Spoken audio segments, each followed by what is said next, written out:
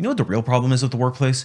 It's that people in your generation don't want to work anymore. Now, I'm sure you've heard that one before, but we all know that's complete BS. So in this video, I'm going to share with you what I think the real reason is why people don't want to work anymore.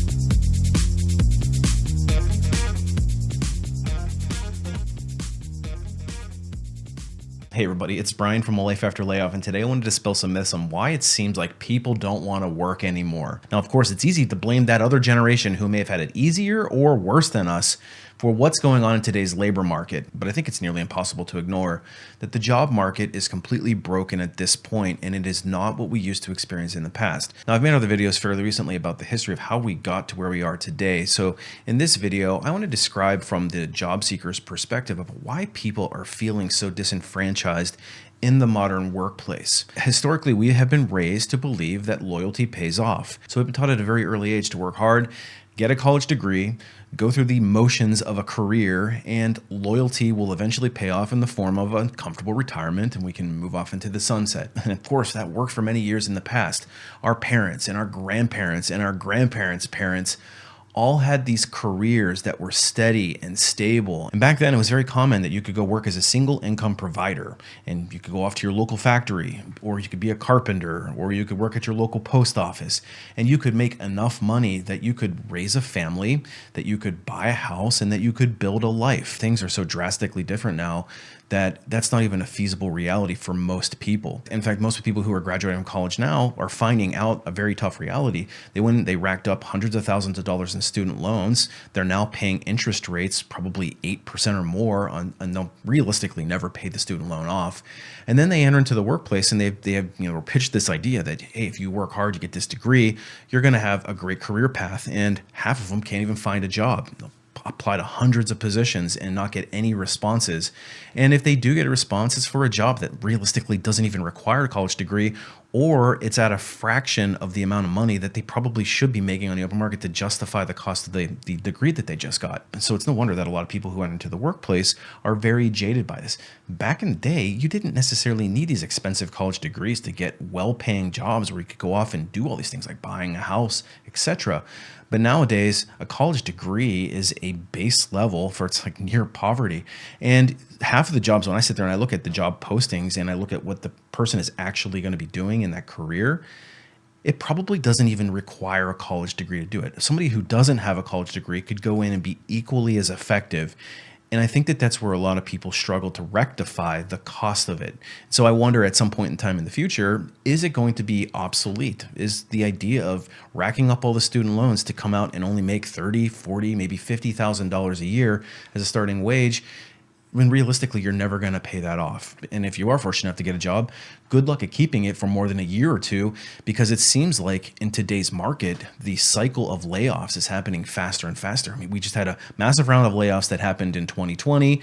Then we had this hiring peak that happened in 2021. It was like 5 minutes of being good as a job seeker.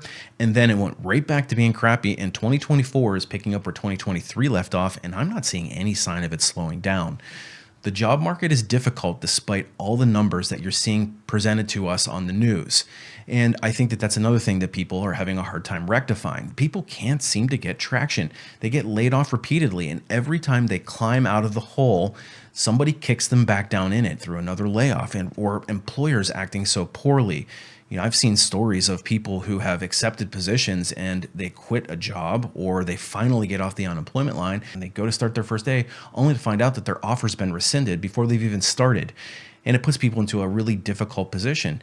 And we're supposed to put this face on that this is okay, that we're happy to be here and that we're happy to interview for your job, when we know that you just laid off, and the wage that you're paying is 20 or 30% below market.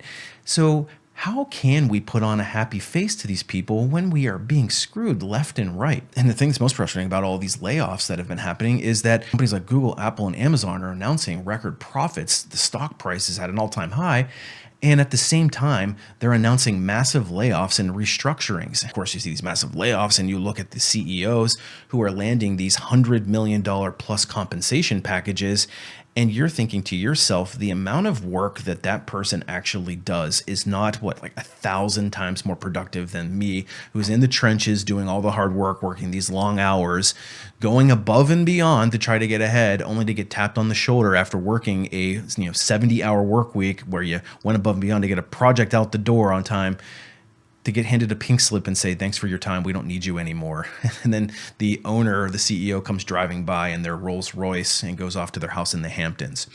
So there's just a huge disconnect in the reality of the modern workplace. But we also have to rectify the fact that companies tell us we're family, and they have all these team building meetings, and they sit there with all this literature. It's like front facing stuff to the candidates and to people who are working there about how much you mean to us. And at the same time, they are literally in the back room figuring out what AI system can replace your job, and your job. Of course, we got runaway inflation. The price of everything has gone through the roof, and they're desperately trying to stop a problem that was probably created at their level anyway.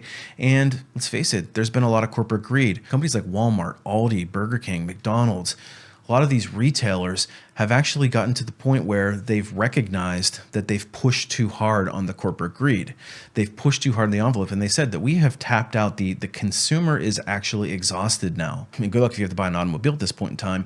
Dealerships and auto manufacturers have completely screwed their customer base to the point where loyalty there is completely shattered as well. And they're still trying to screw you when you look at the price of these cars that they're asking for. I mean, I was pricing out the cost of a pickup truck, and I'm sitting here with my jaw hitting the ground thinking how ridiculously priced these are. So, well, I guess I'm just going to keep on driving my beater, because it's not even reasonable what they're asking for, even a used vehicle, like a 4 or 5 year old used vehicle. It's shocking. And of course, the housing market is completely broken. The idea of buying a starter home as a new person entering into the workplace with a young family, even potentially 2 incomes, is out of reach for most of the newer generations. If you don't already have the means to do it, or maybe somebody who is passing down some estate to you or inheritance, then the chances of you actually getting a starter home anymore, let's face it, is shrinking very rapidly.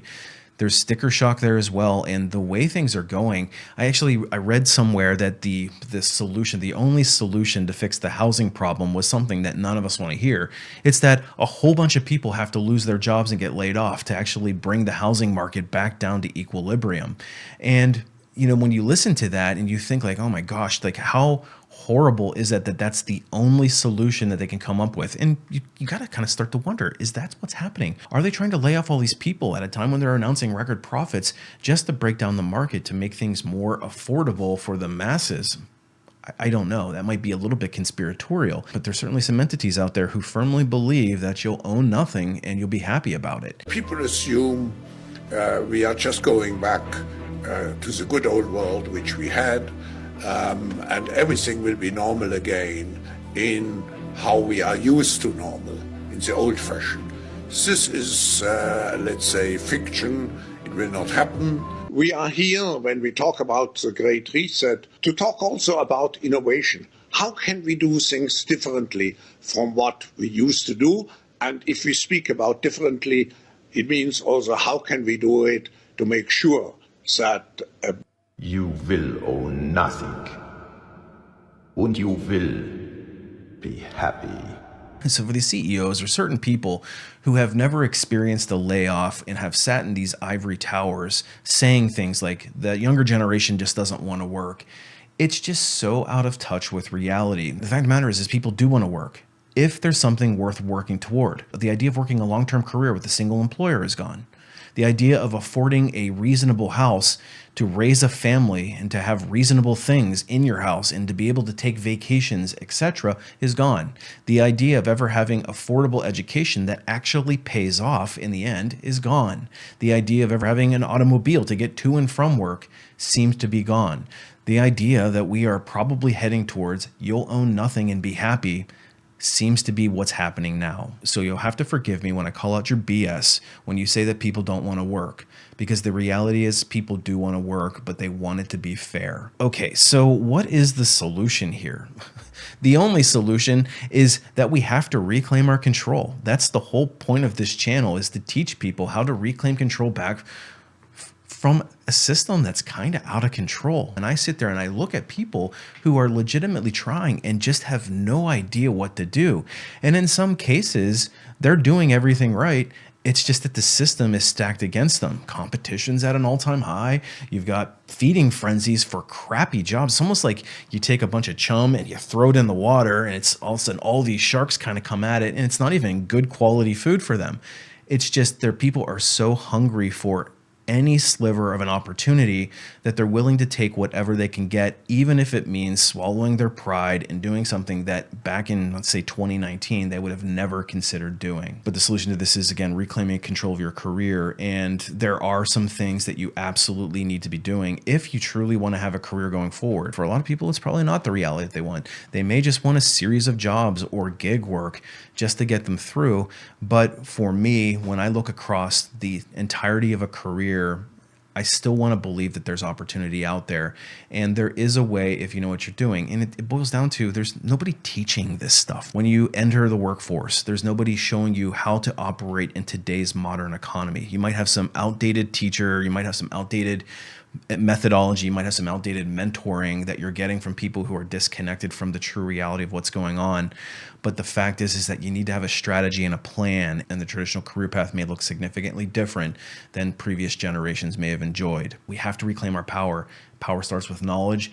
Power starts with strategy, and power starts with knowing what you're up against. And that's the reality of it. So in this channel, I'm definitely going to be speaking more about this concept and how we can move forward with more strategy, how you can survive in today's, crazy labor market.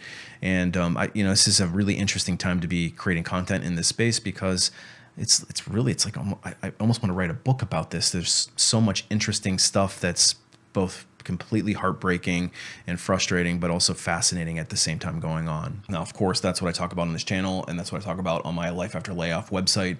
And if you're somebody that finds that you need more help, I would encourage you to go and check out resources there. I have a newsletter that I teach people how to reclaim control in their careers, and it's free. You should sign up for it. I'll leave a link down below somewhere. The old way of approaching careers is dead.